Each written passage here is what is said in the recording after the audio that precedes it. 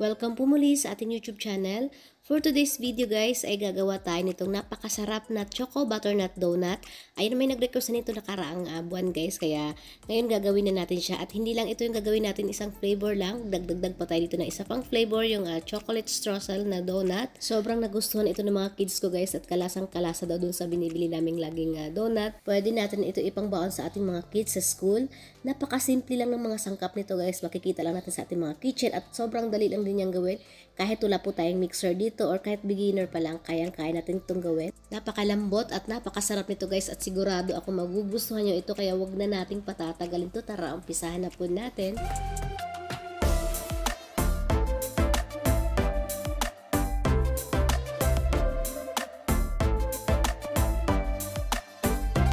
Papakita ko pala sa inyo guys yung ginagamit kong butter or gagamitin nating butter ngayon. Ayan, meron tayo ditong Anchor. Ayan, salted yung ginamit ko dito guys para maglessen yung tamis. Then meron din po tayong Golden Crown.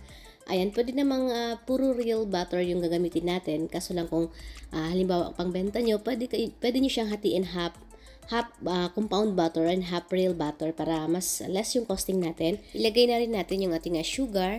Then ibit lang natin ito guys. Kung wala po kayong hand mixer, pwedeng wire whisk lang yung gagamitin nyo dito sa paghalo. Ibit lang natin ito hanggang sa mag-light and fluffy lang yung ating sugar at saka yung ating butter. Mga 3 to 4 minutes. Medium speed lang po. Remind ko lang guys, kailangan yung butter natin naka room temperature siya or malambot siya pero hindi po siya melted. Then ayan, kailangan natin i-scrape lagi yung side ng ating bowl para yung nasa ilalim mahalo din po natin. Then ayan guys, kapag nag-light na yung ating butter at saka yung ating sugar, ayan, pwede na ito, ilagay na natin yung ating egg. One at a time lang po, isa-isa lang. Then ibit lang natin siya, count lang tayo ng mga 20 seconds bago natin ilagay yung next egg natin. Then dito guys, nasama pa yung isang egg kaya naging dalawa yung paglagay natin. Pero okay lang naman, basta mahalo po nating maigi. Then, scrape lang natin ulit yung side ng ating mixing bowl. Continue lang natin yung pag-beat natin or yung pag-mix natin hanggang sa wala natin nakikitang mga trace ng egg dito sa ating mixing bowl. Then, ilagay na rin natin yung ating vanilla.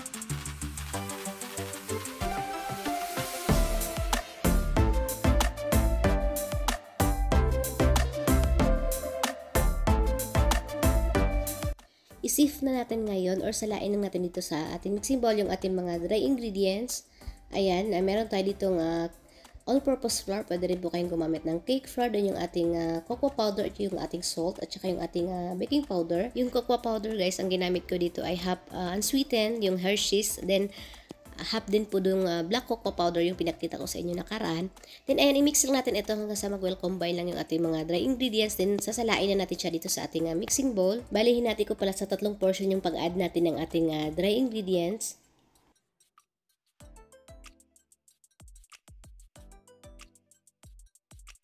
Then after natin malagay yung first batch ng ating dry ingredients, ilagay na natin yung kalahati ng ating full cream milk. I-beat lang natin ito or i-mix lang natin siya ng medium speed for 30 seconds hanggang sa medyo wala natin nakikitang mga dry flour.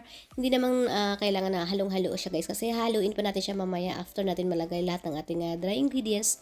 Then wag din po natin kalimutan lagi i-scrape yung side ng ating mixing bowl para pati yung nasa ilalim, yung mga bubong flour hindi po siya masasama or ma-mix po natin siyang maigi. Then ilagay na natin yung second batch ng ating dry ingredients. Then ayan guys, ito yung natirang dry ingredients natin. Ito yung panghalo natin sa last na mix natin. Then ilagay ko na pala lahat ng ating full cream milk. Ayan, kailangan kasi guys dito pagka creaming method yung gagamitin natin. Kailangan ganito yung pag-mix natin. Yung pinakalas na ilalagay natin, yung dry ingredients. Nasabi ko na rin po yan nakaraan, yung paggawa natin dun sa butter cake natin. Then, i-mix natin ito ulit ng mga 30 seconds.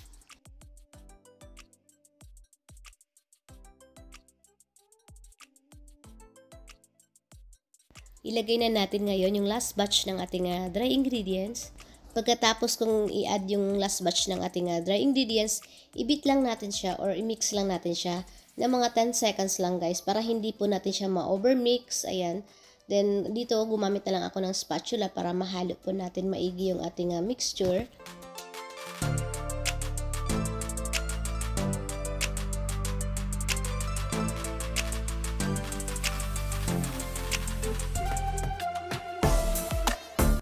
Then ayan guys, kapag wala na tayong nakikitang mga dry flour dito sa ating mixing bowl, pwede na ito. Ako dito guys, gumamit ako ng piping bag para hindi po tayo mahirapan mag-pipe dun sa molder natin. Pero optional lang naman ito kung pwede naman kahit wala piping bag. Then dito sa ating molder, nag-grease ako dito ng butter guys. Kailangan maganda yung pagka-grease natin or pagkalagay natin ng pag-brush natin ng butter para hindi po dumikit yung ating donut. Then ipipe lang natin or lalagyan lang natin siya ngayon ng mixture ng mga 3/4 lang guys kasi aapaw ito kapag nasobrahan natin ng lagay. Itap lang natin ito guys para pantay yung ibabaw ng ating donut. Then i-bake na natin ito sa ating naka-preheat na oven ng 160 degrees Celsius ng 25 to 30 minutes or depende sa inyong oven guys. Gumamit na lang kayo ng toothpick test. Dito sa recipe na ito guys, nakagawa ako dito ng 23 pieces na donut dito sa small na molder natin. Ayan, pero pwede nyo siyang gawin na 24. Ito kasi yung iba kasi dito guys, nadamihan ko ng lagay kaya naging 23 na lang siya. After natin siyang mabake, ilagay lang natin siya ngayon dito sa ating cooling rack. Then dito guys, alisin natin siya agad dito sa ating baking pan para mag-stop na yung cooking process niya para hindi na po mag-dry yung ating donut. Then after natin siyang pagkain na natin siyang hawakan guys, pag medyo maligam-gam or warm na yung ating donut, tatanggalin na natin siya sa molder o i-unmold na natin siya guys. Then ilipat na natin siya dito sa ating cooling rack.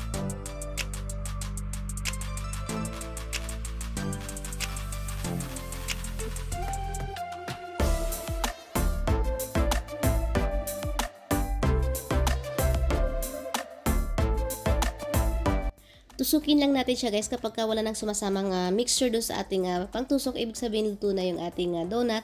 Then ito na siya guys, set aside lang muna natin ito para gawin yung ating toppings or yung pang-coating natin. Ayan, meron tayo dito cake flour at saka all-purpose flour guys. Ayan, half yung ginamit ko dito. Pwede naman all-purpose flour yung gagamitin lang natin. Pwede rin namang cake flour lang. Pero yung cake flour kasi guys, medyo masyado kasi siyang pino kaya hinaluan ko siya ng all-purpose flour.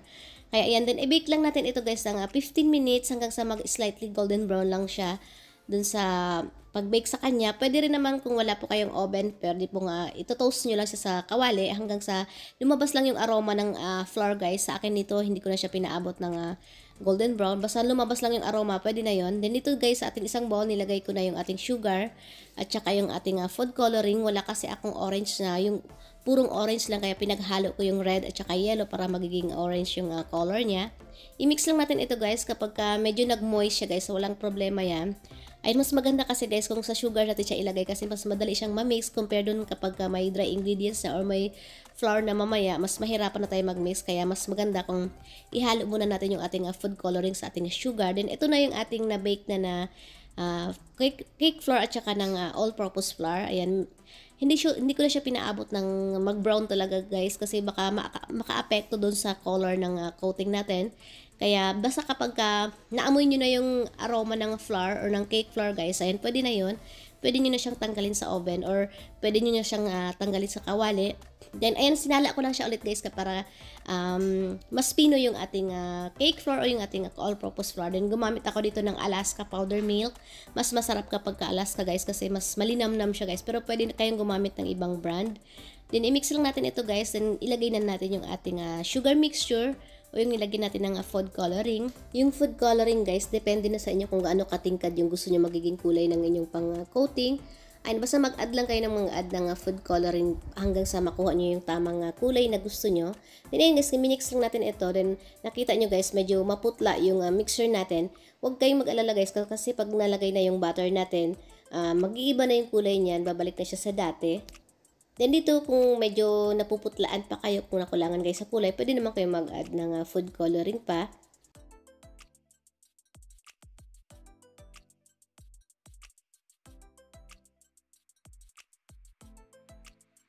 Then ayun guys, kapag wala na tayo nakikita mga puti-puti or mga traces ng flour, ayun, pwede na ito, ilagay na natin siya ngayon dito sa ating baking tray.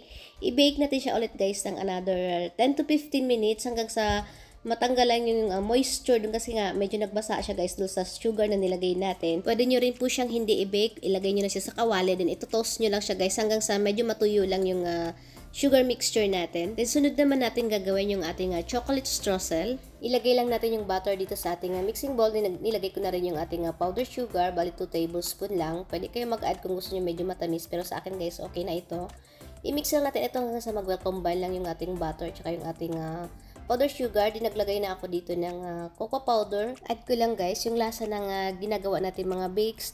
Ayan, nagdedepende yun dun sa mga brand na ginamit natin. Siyempre kapag medyo magandang brand, masarap yung kakalabasan ng ating mga binibakes or yung ating donut. Pero hindi ko naman sinasabi na sundin nyo yung brand na ginamit ko guys. Marami naman dyan na mas mura lang. Pinakita ko na rin nakaraan yung mga brand ng cocoa powder na ginamit ko. Basta wag lang kayong gumamit ng yung Recoa guys na nabibili sa grocery or sa palengke guys. Kasi hindi po kasi siya intended for baking. Pang cooking lang talaga siya guys. Nilagay ko na rin pala yung ating all-purpose flour. Then i-mix lang natin ito guys hanggang sa magiging crumbs lang siya. Then ayan guys, kapag ganito na yung texture niya, pwede na ito, ilagay na natin yung ating powder milk. Ayan, Alaska pa rin yung brand na ginamit ko dito guys. Bali 1 tablespoon lang yung kailangan natin dito. Haluin lang natin ito hanggang sa wala na tayong nakikitang mga puti-puti na powder milk dito sa ating mixture. Then ilagay na natin siya dito sa ating baking tray. I-bake din natin siya guys ng 8 to 10 minutes yung pag-bake natin sa kanya hanggang sa medyo tumigas lang siya ng konti. Pero kung again po, pwede nyo rin po siyang hindi i-bake. Pwede nyo siyang i-toast din sa kawali hanggang sa medyo matuyo lang siya or matos lang siya ng konti. Then ito na yung ating mga pang-coating or yung ating mga pang-toppings. Ayan, ready na sila. I-set aside lang muna natin ito. May gagawin pa tayo dito guys. Ayan, meron tayo ditong dark chocolate pala guys. Mag-melt tayo dito. Ito yung brand na ginamit ko. Ayan, pwede naman kayong gumamit ng ibang brand basta yung masarap guys. I-microwave lang natin ito ng 1 minute, bali 30 seconds interval. Then i-mix lang natin siya hanggang sa tuluyan na mag-melt yung ating chocolate. Ayan, pwede rin po sa double boiler nyo siya i-melt guys. Then ito na yung ating donut. Ayan, mag-assemble na tayo ngayon. Ayan, nilagay ko lang pala siya sa Tupperware guys. Maganda ito guys kasi pwede kayong gumawa ng maraming batch. Then ilagay nyo na siya sa Tupperware.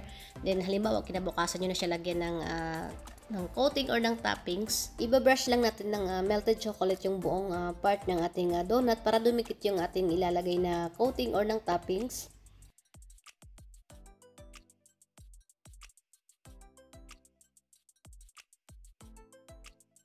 Pagkatapos natin siyang i-brush ng melted chocolate, ayan, lalagyan na natin siya ng toppings or ng coating guys. Igugulong na natin siya dito sa ating ginawang toppings. Ayan. Then, ulit-ulitin na natin itong proseso na ito guys dun sa ating natira pang mga donut.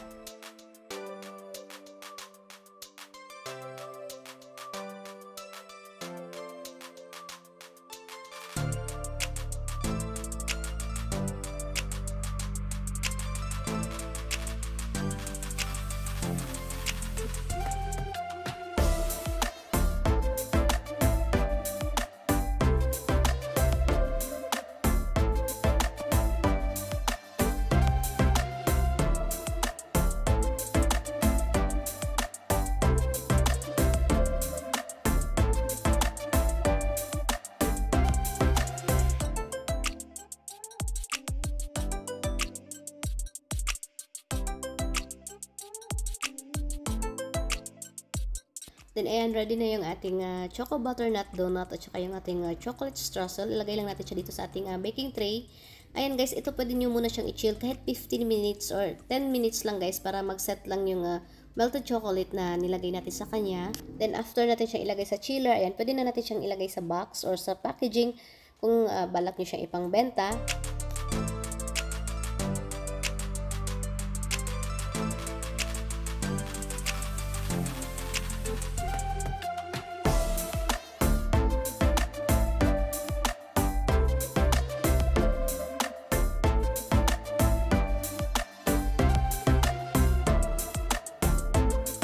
At syempre guys, hindi mawawala yung tikiman time ng ating choco butternut donut at saka yung ating chocolate streusel. Ayan. Ayan, itsura pa lang guys, nakakatakam na siya tingnan. Then, tama lang din yung size niya guys.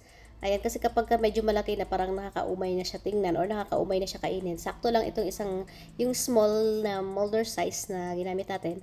Then, ayan guys, nakikita nyo ba yung loob? Napaka-moist niya at napakalambot. Sakto lang din yung tamis niya guys at yung nilagay natin na pang-coating sa kanya.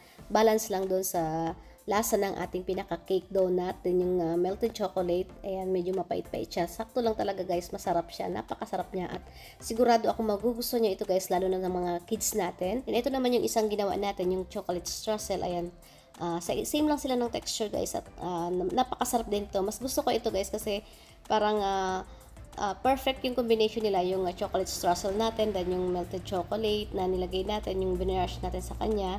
Then napakalambot niya guys at napaka-moist niya. Kaya try nyo na itong gawin sa inyong bahay guys at sigurado ako magugustuhan nyo ito lalo na ng mga kids natin. Sa pag-costing naman guys, ayan tinuro ko na nakaraang video natin. Ilagay ko rin yung link sa description box yung video na yon. Then ayan, kita-kits po tayo ulit sa aking susunod pang mga videos. Maraming salamat po sa inyong panonood. Mag-iingat po tayo palagi.